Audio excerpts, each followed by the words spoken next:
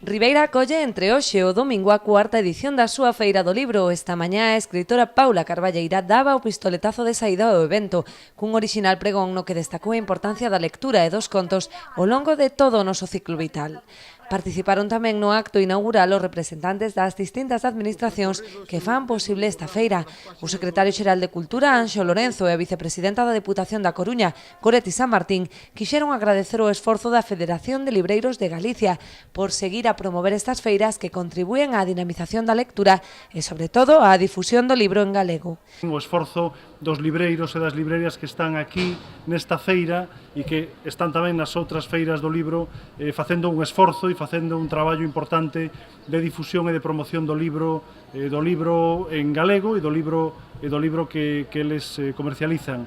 Que a xente se achegue aos distintos espazos, aos distintos recintos e que poida mirar, estar lendo, achegarse a xustamente a riquísima produción que temos e a magnífica produción que temos tamén en lingua galega nestes momentos. Nos mesmos termos se pronunciou o alcalde de Ribeira, quen agradeceu a gran implicación das tres administracións para converter esta feira nunha cita xa consolidada no calendario galego. Agradecer, como sempre, a labor tanto institucional da Xunta de Galicia como do secretario xeral Anxo Lorenzo, do cual non só temos o noso aprecio persoal, senón tamén polo trato que dá ao noso concello. E a mesma altura a Diputación Provincial da Coruña, en este caso expresada nunha persoa na que sempre recibe con bons ollos e con atención todas as que son as suxerencias de Ribeira, a súa vicepresidenta Goretti San Martín, que sempre tamén, como sempre digo, pois ten un momentiño para atender as nosas demandas.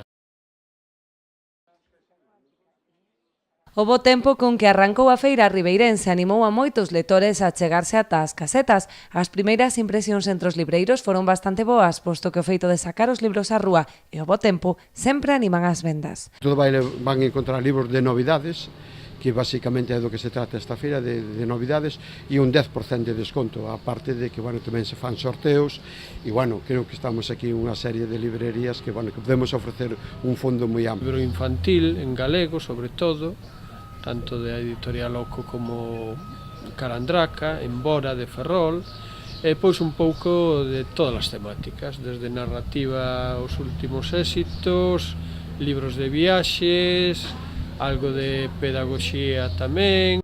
Destaca este ano a ampla variedade da oferta bibliográfica con librerías especializadas en temas moi específicos. A librería esta, Arigato, é especializada en cómica e manga, entonces a maioría é de ese ámbito, pero tamén temos algo de infantil, de juvenil, de novela. Nos estamos especializados en humanidades, en temas de todo o que é agricultura ecolóxica, cociña natural e cociña saludable. Nesta cuarta edición resérvase tamén un espazo destacado para os autores da comarca que presentarán as súas novidades editoriais e estarán presentes nas firmas de libros. Traigo os libros de Xosé Vicente Domínguez, traigo o libro de Eduardo, o El viento que empuja la vela, que son libros que falan un pouco da comarca. Por último, o stand da Deputación expón as últimas publicacións da institución, así como recopilatorios dos premios convocados pola entidade. Os últimos premios, por exemplo, o último premio Castelao a Banda deseñada, que é a primeira vez que o gaña unha muller, Bea Lema, e tamén outras reedicións como Díaz Pardo.